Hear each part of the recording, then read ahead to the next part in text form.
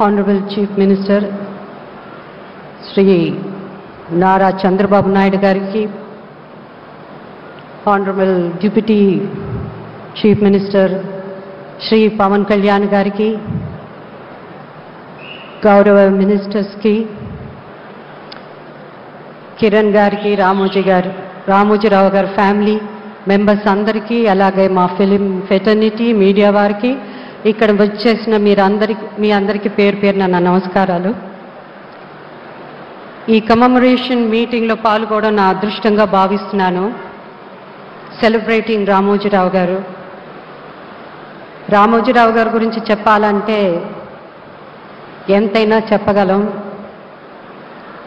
ఆయన ఒక ఎన్సైక్లోపీడియా లాగా ఎన్నో వాల్యూమ్స్ ఉంటాయి. ఆ వాల్యూమ్స్కి లెక్క ఉండదు. అంత గొప్పవారు. If you dream you achieve, you can achieve అన్న దాని మీద ఆయన ఫుల్ ఫేత్తో ఎంతో కష్టపడి క్రమశిక్షణతో ఆయన ఎదగడం, ఆయన వల్ల ఎంతోమంది ఎదిగారు. లక్షలాది మందికి ఉపాధి కల్పించారు. అలాగే మా ఫిలిం ఇండస్ట్రీలో ఎంతోమందికి సెకండ్ ఇన్నింగ్స్ పునర్జన్మం అన్నది అలాంటిది ఆయన దీవించడం చాలామంది లైఫ్ చేంజ్ అయింది. రామోజీరావు గారు ప్రొడ్యూస్ చేసిన సినిమాల్లో నాకు నటించడానికి అవకాశం 2-3 సినిమాల్లో నేను నటించడం, అలాగే మేము ప్రొడ్యూస్ చేసిన సినిమాలు మయూరి ఫిలిమ్స్, అలాగే ఈటీవీ, ఇలా చెప్పుకుంటూ పోతే నా లైఫ్లో నా ఫిలిం కెరీర్లో కూడా it's a long journey. Is a legend. వారి గురించి ఈరోజు మాట్లాడడం నా అదృష్టంగా భావిస్తున్నాను. ఆయన తెలుగువాడు కావడం మన అదృష్టం అని నేను అనుకుంటున్నాను. నాకు ఈ అవకాశం ఇచ్చిన ఆంధ్రప్రదేశ్ ప్రభుత్వానికి నా ధన్యవాదాలు తెలుపుకుంటున్నాను. Thank you.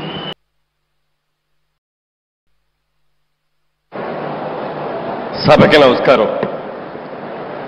ఆంధ్రప్రదేశ్ రాష్ట్ర ముఖ్యమంత్రి వర్యులు గౌరవనీయులు శ్రీ చంద్రబాబు నాయుడు గారికి, ఉప ముఖ్యమంత్రి శ్రీ పవన్ కళ్యాణ్ గారికి, యువ నాయకుడు శ్రీ లోకేష్ గారికి, ఈ రోజున మనం సంస్మరణ సభ జరుపుకుంటున్న శ్రీ రామోజీరావు గారి కుటుంబ సభ్యులందరకు, ఇచ్చేసిన పెద్దలకు అందరికీ నా హృదయపూర్వక నమస్కారాలు.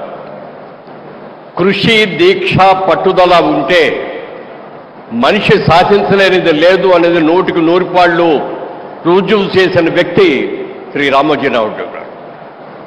ఆయన ఒక వ్యవసాయ కుటుంబంలో పుట్టిన వ్యక్తి అయినా, ఉద్యోగ నిమిత్తం కొన్ని రోజులు ఉద్యోగాలు చేసినా, తన ఊహలకి, తన ఆశయాలకి వ్యాపార రంగంలో దిగాలి, పత్రికా రంగంలోకి దిగాలి అని చెప్పి, మీడియా రంగంలోకి రావాలి అని చెప్పి ఆయన రావటం, ఆర్థిక బిజినెస్లో కూడా రావాలి అని చెప్పి మార్గదర్శి లాంటి ఒక అద్భుతమైన సంస్థ నిర్మించడం, ఎన్నో ప్రభుత్వ బ్యాంకులు కూడా దివాళా తీసిన ఈ రోజుల్లో గత 50 సంవత్సరాలుగా అద్భుతమైనటువంటి విజయాలను సాధిస్తున్న మార్గదర్శిని కొంతమంది ఇబ్బందులు పెట్టాలని ప్రయత్నం చేసినా వాళ్ళు ఎవరి వల్ల కూడా కాలేదు అని చెప్పి, అలాంటి నీతిగా నిజాయితీగా ఉండే సంస్థలు ఎప్పటికైనా గట్టిగా నిలబడతాయని కూడా నేను తెలియజేస్తూ, మరి అలాంటి వ్యక్తి సినిమా రంగంలో కూడా ఆయన ఎంతో కృషి చేశారు. డిస్ట్రిబ్యూటర్గా కానీ, ప్రొడ్యూసర్గా కానీ ఆయనకున్న శక్తి సామర్థ్యాలకి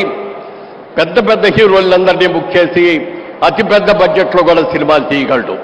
కానీ ఆయన ఒక్కటే ఆలోచించాడు, పెద్ద హీరోల దగ్గరికి వెళ్ళటం కాదు, కొత్త వాళ్ళతోటి, చిన్న వాళ్ళతోటి సినిమాలు తీసి సమాజానికి పనికొచ్చే, సమాజాన్ని మేల్కొల్పే లాంటి చిత్రాలు తీయాలని చెప్పి అద్భుతమైన చిత్రాలు నిర్మించిన సంగతి కూడా మనందరికీ తెలుసు.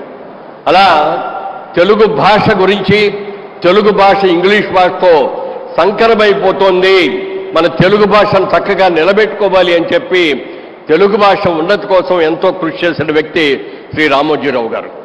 ఒక వ్యవసాయ కుటుంబంలోంచి వచ్చిన వ్యక్తిగా ఈనాడు పేపర్తో పాటు అన్నదాత ప్రతి ఆదివారం నాడు కూడా రైతు సమస్యల్ని, పంటలు ఎలా పండించాలి, పంటలకు వచ్చే రోగాల్ని ఎలా చేయాలి అనేది ఆయనే స్వహస్తాలతో ప్రతిదీ కూడా రాసేటువంటి వ్యక్తి శ్రీ రామోజీరావు గారు. అలాగే ఈనాడు పేపర్లో ప్రతిరోజు కూడా ఎడిటోరియల్ అంతా కూడా ఆయన స్వహస్తాలతోనే రాస్తారు తప్ప ఇంకొకరి బాధ్యత వహించరు. రామోజీ ఫిలిమ్స్ అని వాళ్ళ వరల్డ్ వైడ్గా మనం గర్వంగా చెప్పుకోగలిగినటువంటి ఒక అద్భుతమైన సిటీ నిర్మించిన ఖ్యాతి కూడా మన రామోజీరావు గారికే తగ్గింది. రామోజీరావు కొంతమంది బతుకుండగానే చనిపోయిన వాళ్ళ లెక్క, కానీ మరికొంతమంది చనిపోయిన తర్వాత కూడా బతుకుండే వ్యక్తులు ఉంటారు. అలాంటి వ్యక్తుల్లో ప్రముఖంగా చెప్పుకోవాల్సింది రామోజీరావు గారు. ఆయన ఎక్కడికి వెళ్ళలేమన్నది ఆయన ఆత్మ మన చుట్టూనే జరుగుతుంది. ఆ రామోజీ ఫిల్మ్స్ చుట్టూనే జరుగుతుంది.